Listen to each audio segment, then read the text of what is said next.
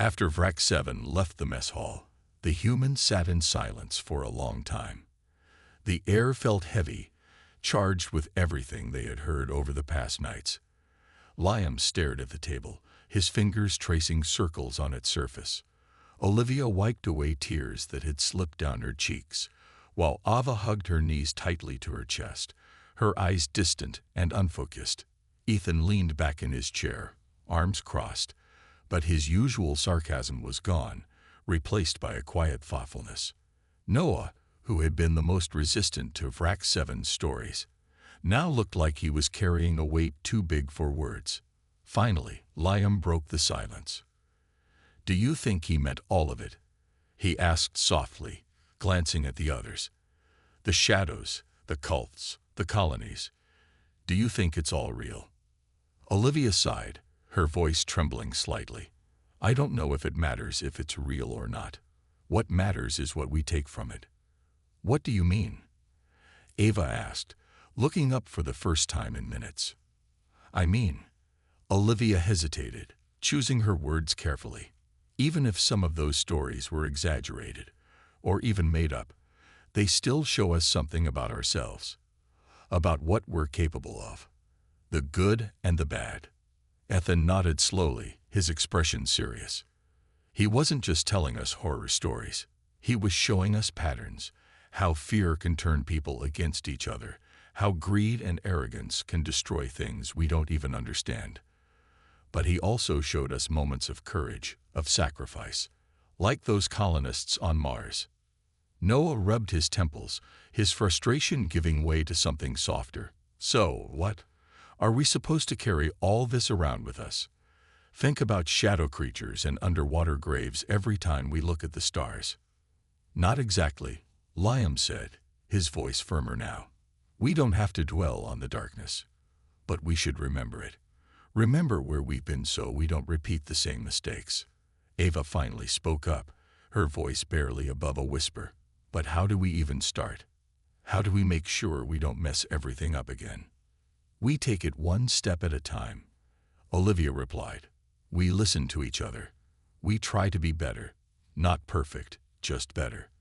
And when we fail, and we will, we pick ourselves up and keep going." Ethan chuckled dryly, shaking his head. "Sounds simple enough, but I think we both know it's going to be a lot harder than that." "Maybe," Liam admitted, "but isn't that what Vrak 7 was trying to tell us? That being ready isn't about having all the answers.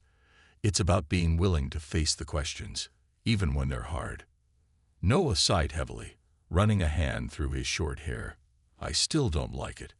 All this talk about guilt and responsibility. It's exhausting. But maybe there's some truth to it. Maybe we do need to hear it." Outside the viewport, the stars twinkled brightly, their light steady and unchanging. The vast emptiness of space stretched out endlessly, indifferent to the struggles of those aboard the Odyssey *. But inside the ship, something had shifted. The humans weren't the same as they had been before Vrak 7 began his tales. They carried the weight of his words with them, but it no longer felt crushing. Instead, it felt like a challenge, a reminder of how far they had come and how much farther they could go. As they sat together in the dimly lit mess hall, none of them spoke for a while. But the silence wasn't uncomfortable anymore. It was filled with unspoken understanding, a shared resolve to move forward despite the shadows of the past. Finally, Liam stood up, stretching his arms. "Well," he said with a small smile, "we've got work to do. Let's make sure we're ready for whatever comes next." The others nodded, standing one by one. They didn't have all the answers, and they knew the road ahead wouldn't be easy. But for the first time in days, they felt a flicker of hope, a quiet determination to face the future, not as victims of their flaws, but as builders of something new. And as they left the mess hall, the stars outside seemed a little brighter, their light a gentle reminder that even in the darkest moments, there was always a chance to begin again. The next evening, Vrak 7 returned to the mess hall. The humans were already gathered, their faces a mix of anticipation and dread. Liam sat slouched in his chair, his usual confidence replaced by a quiet tension. Olivia's hands trembled slightly as she fidgeted with a loose thread on her sleeve. Ava stared at the table, her eyes distant, while Ethan leaned back in his seat, arms crossed, trying to appear calm but failing to hide the unease in his posture. Noah, who had been the most vocal earlier, now seemed subdued, his sharp remarks replaced by a wary silence. Vrac 7 stood at the center of the room, his glowing eyes scanning the group. "This is my final tale," he began, his voice steady but tinged with something heavier than before. "It takes place on Mars, another colony, though this one was larger, better equipped. They called it Red Horizon." "Another colony?" Liam asked, frowning. "Didn't you just tell us about one that fell apart?" "Yes," Vrac 7 replied. "But this story is different. Red Horizon wasn't destroyed by paranoia or infighting. At least, not at first. It was attacked." "Attacked?" Olivia echoed, her voice trembling. "By what?" "An alien swarm," Vrac 7 said simply. "A species of insectoid creatures driven by hunger and instinct. They descended on the colony without warning, overwhelming its defenses." Noah raised an eyebrow. "And you were there, fighting them off?" "I arrived too late to save the colony," Vrac 7 admitted. "But I stayed until the end. What I saw, it will stay with me forever." Ethan leaned forward slightly. "What happened?" "The colonists fought bravely," Vrac 7 continued. "They used every weapon they had, every tactic they could think of. But the swarm was relentless. It tore through their defenses, devouring everything in its path. By the time I reached them, only a handful of survivors remained." Ava hugged herself tighter, her voice barely above a whisper. "How did they survive?" "They didn't," Vrac 7 replied. "Not really. The last stand took place in the central dome, where the remaining colonists barricaded themselves. They knew they couldn't win, but they refused to surrender. As the swarm broke through, they detonated the dome's reactor, sacrificing themselves to destroy the invaders." Olivia covered her mouth with her hand, tears forming in her eyes. "That's horrible. Why would they do that?" "To protect others," Vrac 7 said. "They knew the swarm would move on to other colonies if they didn't stop it. Their sacrifice saved countless lives. But it came at a cost." Liam shook his head, disbelief written all over his face. "Why are you telling us this? To make us feel guilty for surviving? For being safe while they died?" "No," Vrac 7 replied firmly. "I'm telling you because their story matters. Humanity often thinks of itself as weak, flawed, incapable of greatness. But moments like this prove otherwise. These colonists chose to stand together, even when hope was gone. They chose to fight, not for themselves, but for others." Noah rubbed his temples, looking frustrated. "So, what? Are we supposed to be inspired by this? To go out and sacrifice ourselves for some greater cause?" "You don't have to sacrifice yourselves," Vrac 7 said. "But you should remember their courage. Remember that humanity is capable of more than destruction. You can create, protect, and inspire. You just have to choose to do so." The room fell silent, the weight of Vrac 7's words pressing down on everyone. Outside the viewport, the stars twinkled faintly, their light reflecting off the polished walls of the ship. The humans sat in silence, each grappling with the story in their own way. The red sands of Mars felt impossibly far away, yet its ghosts lingered close, whispering reminders of both the fragility and resilience of life. Finally, Liam spoke up, his voice quiet but steady. "Maybe we're not perfect, but maybe we can still try to be better." Vrac 7 nodded slowly, his glowing eyes dimming slightly. "That is all anyone can ask of you, to try." As the alien turned and left the mess hall, the humans exchanged glances, each lost in their own thoughts. The echoes of his final tale lingered in the air, heavy but strangely hopeful. Whatever lay ahead, they knew one thing for certain. The choice was theirs to make. The silence in the mess hall stretched on, heavy and unbroken. Vrak 7 stood still, his glowing eyes fixed on the humans as they wrestled with the stories he had shared. Liam stared at the table, his fingers tracing invisible patterns on its surface. Olivia's hands were clasped tightly together, her knuckles white from the pressure. Ava sat hunched over, her face buried in her arms, while Ethan tapped his foot nervously, trying to mask his unease. Noah, who had been skeptical from the start, now looked like he wanted to say something but couldn't find the words. Finally, Noah broke the silence, his voice sharp but tinged with frustration. "Okay," he said, leaning forward. "Let's say everything you've told us is true. All these horrors, all these mistakes. What's the point? Are you just trying to make us feel guilty? Like we're some kind of cosmic screw-up?" Vrak 7 tilted his head slightly, his expression unreadable. "Guilt is not my goal," he replied calmly. "Understanding is." "Understanding what?" Noah shot back. "That we're terrible. That no matter what we do, we'll always mess things up." "No," Vrak 7 said firmly. "Understanding that your flaws are part of who you are, but they don't define you. Every species has darkness within it. The difference lies in how you choose to face it." Liam frowned, scratching the back of his neck. "But how do we even begin to fix something like that? You've shown us shadow creatures, cults, underwater civilizations wiped out by our own actions, colonies tearing themselves apart. It feels hopeless." "It only feels hopeless if you stop trying," Vrak 7 said. "Your species has a unique ability to adapt, to learn, to grow. But growth requires honesty. You must look at your past, your mistakes, and ask yourselves why they happened. Only then can you begin to change." Olivia finally spoke up, her voice trembling slightly. "But what if we can't change? What if we're too broken?" Vrak 7 hesitated before answering. "Broken things can be repaired. It takes time, effort, and courage. Sometimes the hardest part is admitting that you need help." Ethan sighed heavily, rubbing his temples. "Help from who? From other species. From each other, because it doesn't seem like anyone knows what they're doing half the time." "From yourselves," Vrak 7 replied. "You have survived wars, plagues, disasters, things that would have destroyed weaker species.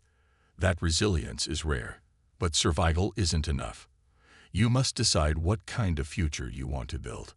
Will it be one ruled by fear and division, or will it be something better?" Ava looked up, her red-rimmed eyes meeting Vrak 7's gaze. "What if we pick wrong? What if we make the same mistakes again?" "That's a risk you'll always face," Vrak 7 admitted. "But choosing to try is better than giving up. Mistakes are inevitable.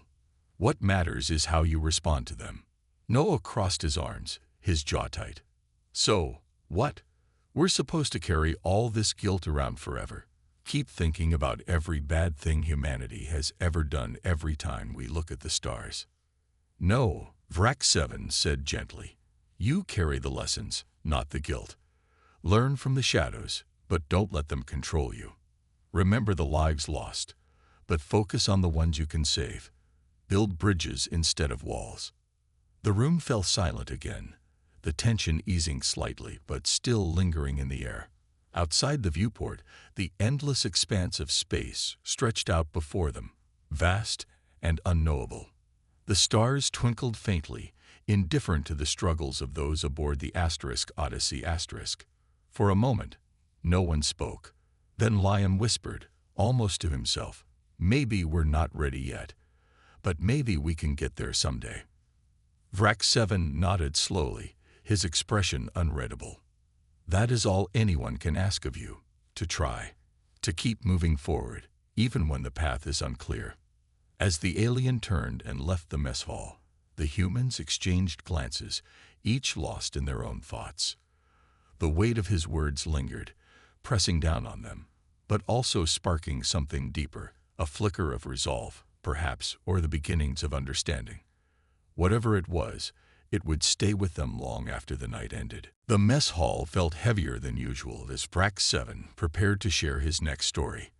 The humans were quieter now, their earlier skepticism replaced by a cautious curiosity.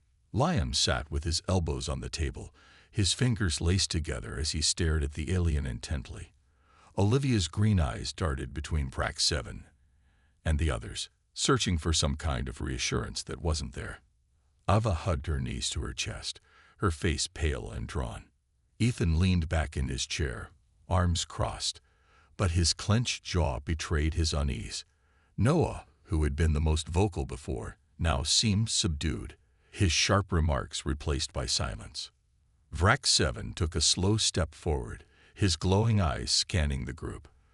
"This tale is about Mars," he began, his voice steady but tinged with something that made everyone sit up straighter. A small colony struggling to survive in the harsh red desert. "Mars?" Liam asked, frowning. "I thought we hadn't established any colonies there yet." "You haven't," Vrax 7 replied. "Not officially. But that doesn't mean people aren't trying." This group was one of many. Scientists, engineers, families, all hoping to carve out a new life. They called it New Haven. Noah raised an eyebrow. "New Haven? Sounds optimistic." "It was," Vrax 7 said. "At first, they worked hard, building domes to protect themselves from the cold and radiation. They grew crops in hydroponic gardens and mined the soil for resources. But survival wasn't their only challenge. Isolation brought its own dangers." "What kind of dangers?" Ava asked, her voice barely above a whisper. "Fear," Vrax 7 replied simply. "Fear of failure, of running out of supplies, of never seeing Earth again." It gnawed at them, turning neighbors into strangers and friends into enemies. Paranoia spread like a disease. Ethan frowned. "You're saying they turned on each other?" "Yes," Vrax 7 said. "It started with arguments, small disagreements over how to ration food or allocate power. But soon, accusations flew. Some claimed others were hoarding supplies. Others whispered about sabotage. Trust broke down completely." Olivia shuddered visibly. "That's awful. What happened?" "Violence," Vrax 7 said, his tone heavy. "Fights broke out. People died. By the time I arrived, the colony was in chaos. Half the domes were damaged, their systems failing. Bodies lay unburied in the dust. Those who remained alive were either too scared to leave their shelters or too angry to care." Liam shook his head, disbelief written all over his face. How could things fall apart so quickly? "Survival changes people," Vrax 7 replied.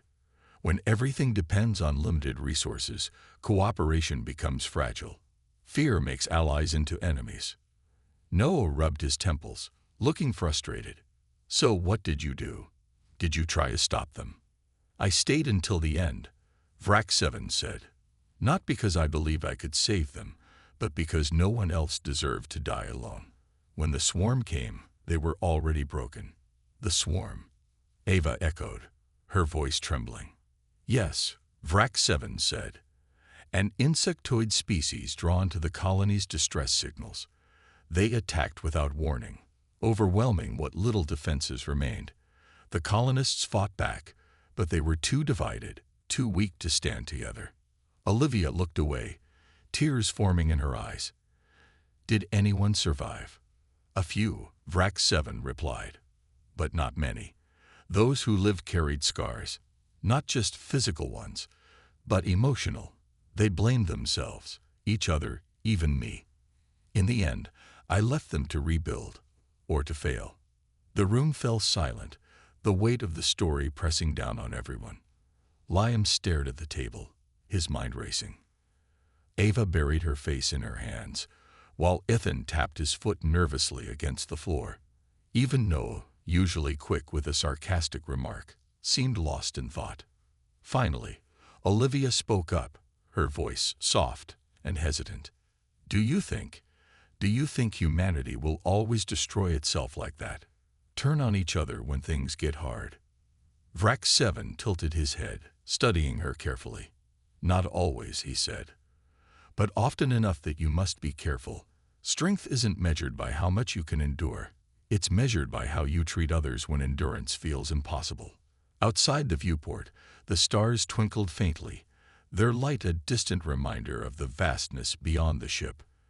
The humans sat in silence, the echoes of Vrac 7's words lingering in the air like smoke, refusing to fade. Vrac 7 returned to the mess hall the next evening, his towering figure casting a faint shadow across the dimly lit room. The humans were already there, waiting for him. Liam sat slouched in his chair, his usual confidence replaced by a quiet unease. Olivia fidgeted with a loose thread on her sleeve, while Ava stared blankly at the table, her hands clasped tightly together. Ethan leaned back in his seat, arms crossed, as if trying to appear indifferent, but the tension in his jaw betrayed him. Noah, however, looked more frustrated than scared. "Are you going to tell us another one of your horror stories?" Noah asked, his tone sharp, "because I'm not sure how much more of this I can take." Vrac 7 tilted his head slightly, his glowing eyes scanning the group. "You don't have to listen," he said calmly, "but ignoring the truth won't make it disappear." Noah opened his mouth to argue, but Liam cut him off. "Just tell us the story," he said quietly. "We might as well hear it." Vrac 7 nodded. "Very well. This tale takes place deep beneath the surface of your planet, in the ocean. I joined a submarine expedition searching for signs of extraterrestrial activity. What we found was something else entirely." "The ocean?" Ava asked, her voice hesitant. "What could possibly be down there?" "A lost civilization," Vrac 7 replied. "A society that once thrived beneath the waves, hidden from the surface world. But it wasn't thriving anymore. It was gone, wiped out decades ago." "How?" Ethan asked, leaning forward slightly. "Nuclear testing," Vrac 7 said simply. "Your species dropped bombs into the ocean, thinking it would keep you safe from enemies above. Instead, you destroyed an entire culture without even knowing it existed." Olivia's eyes widened. "That's awful. Did they know? Did anyone realize what they were doing?" "No," Vrac 7 replied. "They didn't know. And even if they had, I doubt it would have stopped them. Fear often blinds people to consequences." Liam frowned. "So, what did you find down there?" "Ruins?" "Skeletons," Vrac 7 corrected. "Hundreds of them, scattered across the seabed. Their hollow eyes stared into eternity, their bones bleached white by time. Some still clutched tools or weapons, frozen in the moments before their deaths. It was a graveyard, not just for the civilization, but for any hope of understanding them." Noah shook his head, disbelief written across his face. "How do you even know they were intelligent?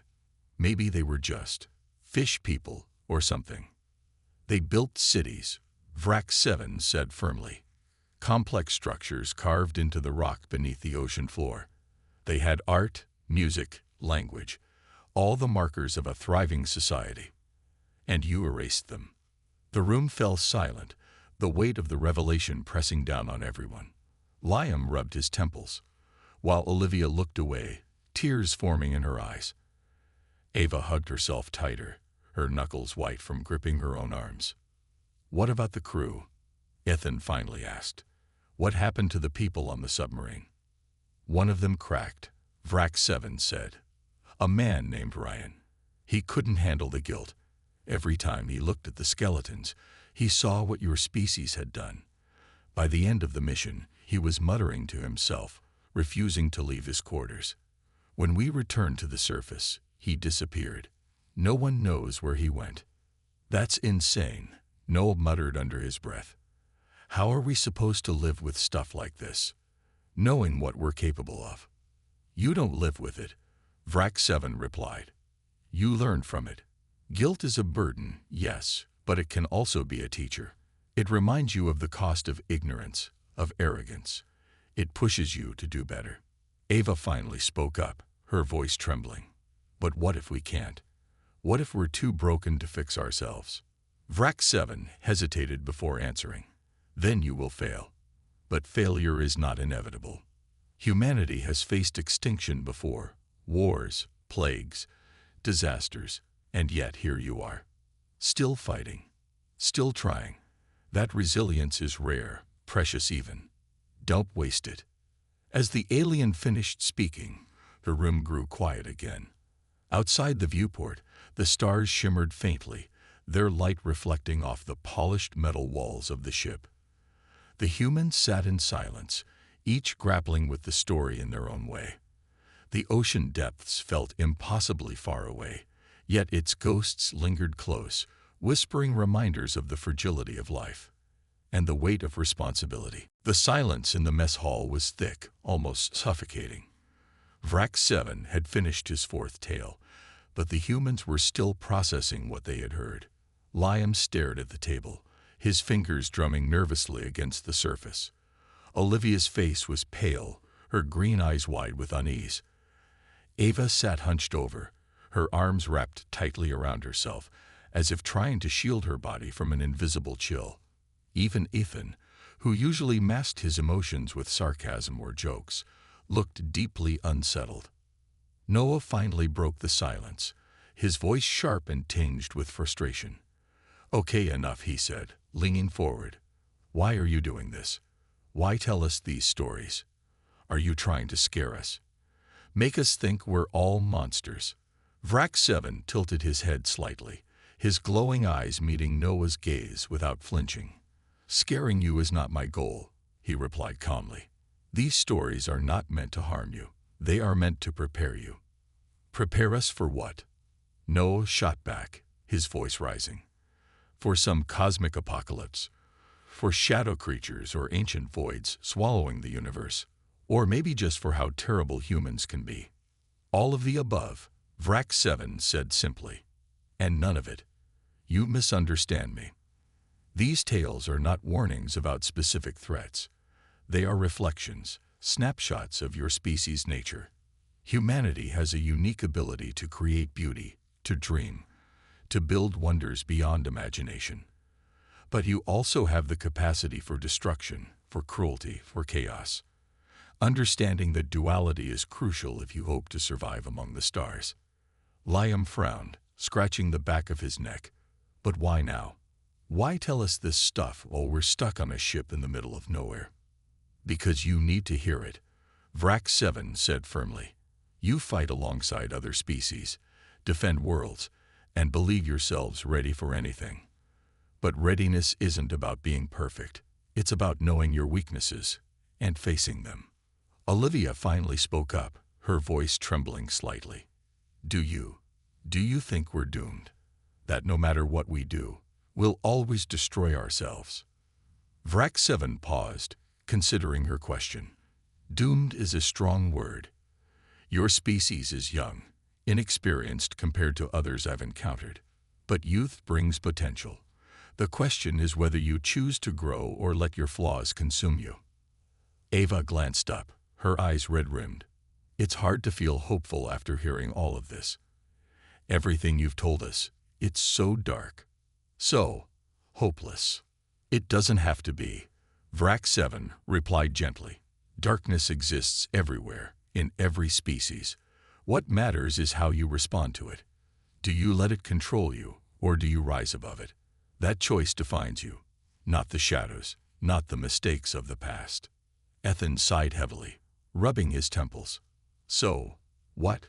We're supposed to carry all this weight around? Keep thinking about cults and experiments and shadows every time we look at the stars?" "No," Vrak 7 said.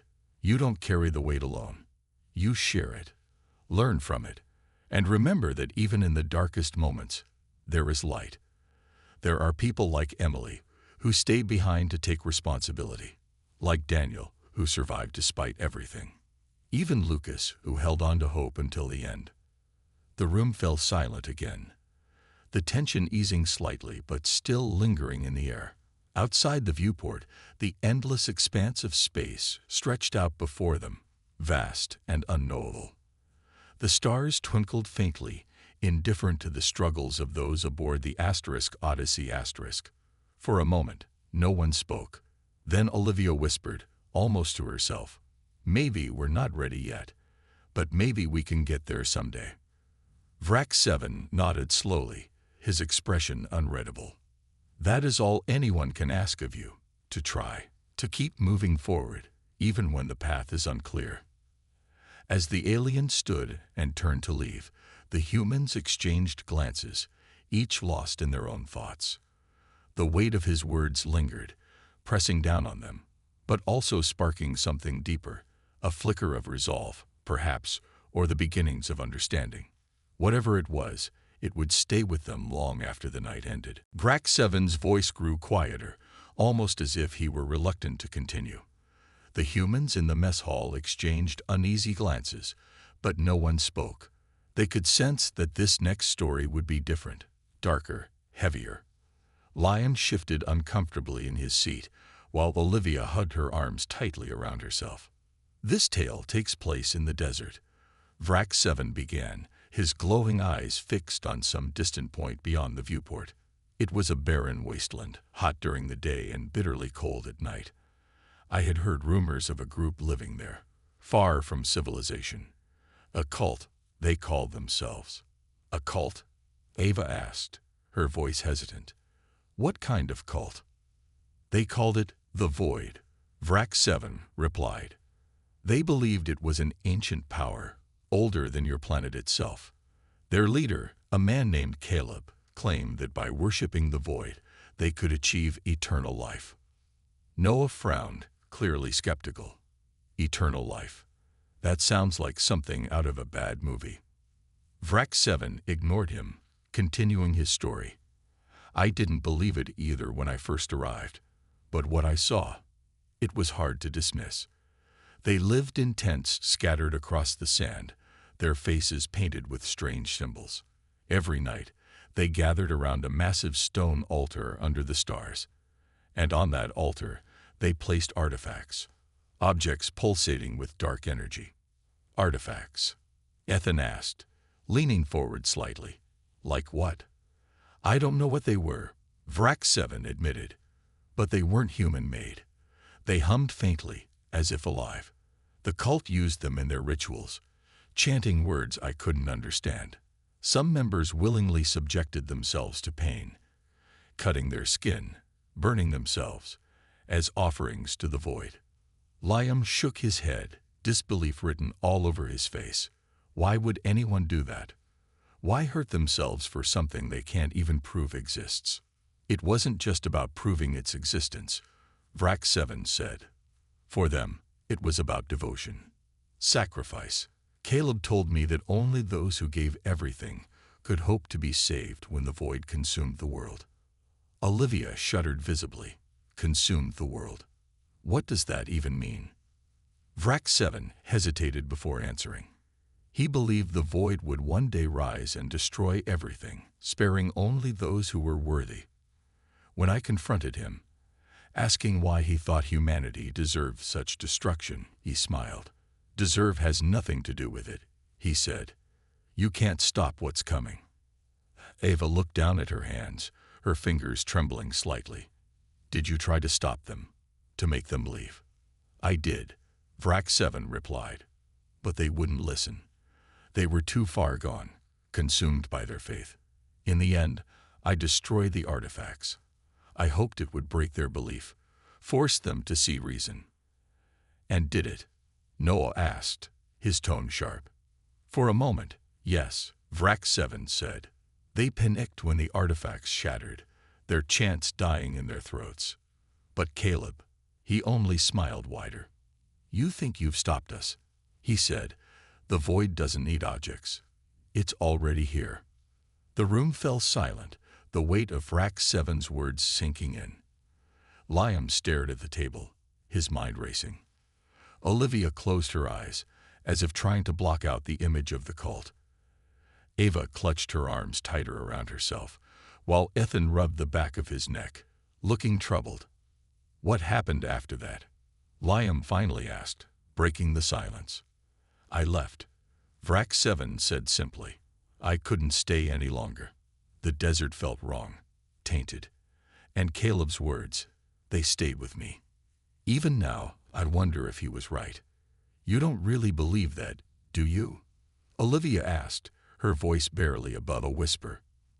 Vrac 7 didn't answer right away. Instead, he turned his gaze toward the viewport, where the stars twinkled innocently against the blackness of space. Belief is a powerful thing, he said at last. It shapes worlds, builds civilizations, and destroys them. Whether Caleb was mad or speaking the truth, I may never know. But one thing is certain, humanity's greatest fears often come from within. Outside, the ship continued its journey through the vast emptiness of space. But inside, the air felt heavy, charged with the lingering echoes of a story none of them would soon forget. Vrac 7's voice was quieter now, almost softer, as though the memory weighed heavily on him. The crew sat motionless, their eyes locked on the alien as he prepared to share his next story. Liam had stopped tapping his foot, and even Noah, who usually masked his unease with sarcasm, seemed too absorbed to crack a joke. This tale begins in Detroit, Vrac 7 said, his glowing eyes dimming slightly, or what was left of it. The city was in ruins, buildings crumbling, streets empty, and silence everywhere. It was a place forgotten by time, but not entirely deserted. Noah raised an eyebrow. You found someone there? Yes, Vrac 7 replied. A child. A boy named Lucas. He couldn't have been more than 8 years old. I found him wandering alone among the wreckage, clutching a tattered doll in one hand. His clothes were dirty, torn, and far too big for his small frame. When I approached him, he didn't run. Instead, he looked up at me with wide, hollow eyes. What did he say? Olivia asked, her voice trembling slightly. Vrac 7 hesitated before answering. He spoke of shadows, shadows that moved on their own, shadows that took people away. At first, I thought it was just the imagination of a lonely child, a way to cope with losing his family. But then, I saw them. Saw what? Ethan asked, leaning forward. The shadows, Vrac 7 said simply. They weren't ordinary. They twisted and stretched unnaturally, crawling along walls and floors like living things. They consumed everything they touched, objects, light, even sound. Wherever they went, silence followed. Liam swallowed hard. And you're sure they were real? Not just, I don't know, some kind of trick of the light. I am certain, Vrac 7 replied firmly. I watched them. They avoided me, perhaps sensing I wasn't human, but they surrounded Lucas. He begged me to save him, to take him away from them. But there was nothing I could do. The shadows were everywhere, closing in. Ava hugged herself tighter, her face pale. What happened to him? Vrac 7's expression darkened. The shadows claimed him. One moment, he was standing there, clutching his doll and crying out for help. The next, he was gone. Just gone. No trace of him remained. Only the doll lay on the ground where he had stood. That's... Olivia trailed off, unable to finish her sentence. Her hands trembled as she gripped the edge of the table. Ethan shook his head, his voice barely above a whisper. How could something like that exist? Shadows aren't supposed to act like that. Humans often think they understand the world around them. Vrac 7 said. But there are forces, things you cannot explain or control. Sometimes they come from within your own creations. Other times, they come from places you can't even begin to imagine. Noah rubbed his temples, looking frustrated. So, what's the point of telling us this? To scare us? To make us think twice about every shadow we see? Vrac 7 tilted his head, studying Noah carefully. Not to scare you, to remind you. Humanity has always lived with fear. Fear of the unknown, fear of what lies in the darkness. But sometimes, the greatest horrors aren't lurking outside. Sometimes, they're born from your own actions, your own mistakes. The room fell silent again, the weight of Vrac 7's words pressing down on everyone. Liam stared at the table, his mind racing. Olivia blinked back tears, while Ava stared out the viewport, lost in thought. Even Ethan, who prided himself on staying calm under pressure, looked shaken. Outside, the stars twinkled brightly against the endless blackness of space. But aboard the Odyssey the mood was heavy, burdened by the stories of a past that felt both distant and dangerously close. After a long pause, Vrak 7 continued his tale. The mess hall was so quiet that the faint hum of the ship's engine seemed louder than before. Liam glanced at the others, noticing how tense they all looked. Olivia's hands were clasped tightly together, while Ethan stared at the table as if trying to burn a hole through it with his gaze. The second story takes place in Chicago. Vrak 7 began, his deep voice steady, but tinged with something that made everyone lean in closer. It was not long after my arrival on Earth. I had been sent to investigate an abandoned research facility, a place humans called a lab. It was supposed to be empty, but when I entered, I found someone still there. Someone? Ava asked, her voice barely above a whisper. Yes, Vrak 7 replied. Her name was Emily, a scientist who had stayed behind after her team fled. She was scared, terrified. Actually, at first, she didn't trust me. Who could blame her? To her, I was just another strange creature walking into what she thought was the end of her world. Noah shifted in his seat, his earlier skepticism fading into curiosity. What did she tell you? Vrak 7 paused, as though choosing his words carefully. She told me about experiments. Horrible experiments. They were trying to combine human DNA with animal DNA to create new beings. Hybrids, she called them. Some of them worked. Too well, in fact. Liam frowned. You mean like part human, part animal creatures? Vrak 7 nodded slowly. Exactly. But these were not ordinary animals. They used predators. Wolves, tigers, even reptiles. The results were monstrous. Beings with too many teeth, too many eyes, or limbs that didn't belong anywhere on a living thing. And the worst part, not all of them died during the experiments. Ava gasped, covering her mouth with her hand. Are you saying some of them were still alive? Yes, Vrak 7 said, his glowing eyes dimming slightly. I found cages in the lower levels of the lab, rows and rows of them. Most were empty, their occupants long dead. But some were still breathing. Barely. Their bodies twisted and broken, their eyes filled with pain. They were kept alive by machines, tubes running into their flesh, pumping chemicals into their veins. Olivia shuddered visibly. That's awful. Why would anyone do that? Emily had asked herself the same question, Vrak 7 explained. She cried as she showed me the records. Pages and pages of notes detailing every failed attempt, every suffering subject. She said they thought they were advancing science, that they believed they were helping humanity evolve. But in the end, they only created monsters. Ethan shook his head, his jaw tight. And no one stopped them. No one tried to shut it down. By the time anyone realized how far they had gone, it was too late, Vrak 7 said. The government stepped in, sealed off the facility, and left the scientists to deal with the consequences themselves. That's why Emily was still there. She couldn't leave. She felt responsible for what they had done. What happened to her? Liam asked, his voice hesitant. Vrak 7 hesitated before answering. She begged me to destroy the lab, to make sure nothing like it could ever happen again. So I did. I set charges throughout the building and watched it burn. As the flames consumed the structure, Emily stood beside me, tears streaming down her face. She thanked me, then walked back inside. I don't know if she survived. The room fell silent once more. Noah ran a hand through his short hair, looking troubled. So let me get this straight. You're telling us that humans are capable of doing that to their own kind? Vrak 7 tilted his head, studying Noah carefully. Yes, and worse, your species has a unique ability to push boundaries, to explore the unknown.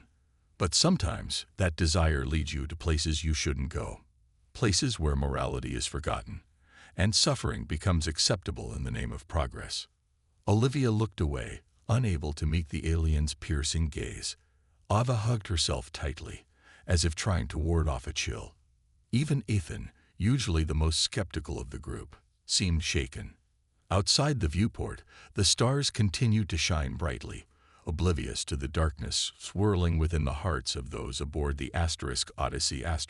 The alien war hero, Vrak 7, stood tall in the corner of the mess hall aboard the starship Odyssey. His shimmering blue skin reflected the dim light from the ceiling panels, and his elongated limbs made him look almost otherworldly. Despite his unusual appearance, the humans around him had grown used to his presence. He had fought alongside them during the Great Galactic Conflict, earning their trust with his tactical brilliance and unwavering bravery. Tonight, however, something felt different.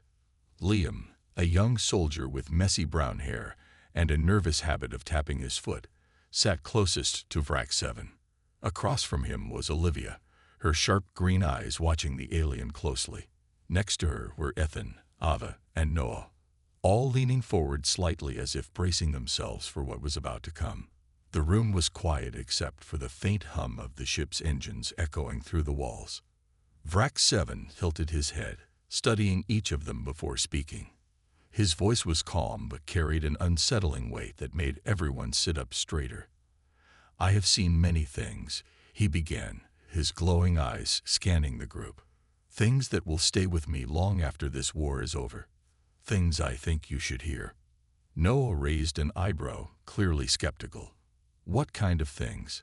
he asked, crossing his arms over his chest. Vrak 7 didn't answer right away. Instead, he took a slow step forward, his movements deliberate and measured. "Stories," he said finally. "Stories from my time on your planet before I joined your ranks. Stories that might make you question everything you know about yourselves." Ava shifted uncomfortably in her seat. "Are these happy stories?" she ventured, trying to lighten the mood. Vrak 7 let out a low chuckle, though it sounded more like a rumble than laughter. "No," he replied simply. "They are not happy stories." Liam leaned back in his chair, frowning. "Then why tell us? Why now?" The alien paused, as if considering how to explain. "Because understanding your past can prepare you for the future," he said at last, "and because some lessons are too important to ignore." Ethan glanced at the others, his expression uneasy. "Okay, fine. Let's hear one of these stories. But don't say we didn't warn you if it gives us nightmares." Vrak 7 nodded slowly. "Very well. My first story begins in a small town called Willow Creek." He paused again, letting the name sink in. It was quiet there, too quiet. The streets were empty, the houses abandoned.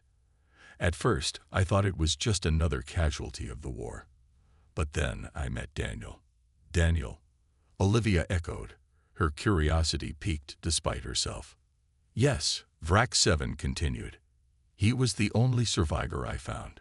A man in his 30s, thin and pale, with hollow eyes that spoke of sleepless nights. He had barricaded himself inside a crumbling house on the edge of town. When I asked him what happened, he told me about strange lights in the sky and people disappearing without a trace." Noah snorted. "Lights in the sky. Sounds like every bad sci-fi movie ever made." But Vrak 7 ignored him, his gaze fixed somewhere far away. "At first, I thought he was delusional. War does strange things to the mind, but when I searched the woods outside the town, I found evidence. Bodies. Dozens of them, hidden beneath piles of leaves and dirt. They were mutilated, cut open in ways no animal could have done. And they were arranged in patterns, geometric shapes carved into the ground using human remains." The room fell silent. Even Noah stopped smirking, his face pale. Liam swallowed hard, while Ava looked like she wanted to leave but couldn't bring herself to move. It wasn't fear I felt, Vrac 7 said softly. Not exactly. It was something deeper, something primal. Humans are capable of horrors beyond comprehension. And sometimes, those horrors don't need invaders from another world to exist. Sometimes, they come from within. As Vrac 7 finished speaking, the weight of his words hung heavy in the air. No one dared to break the silence. Outside the viewport, the stars twinkled brightly, oblivious to the unease spreading among the crew.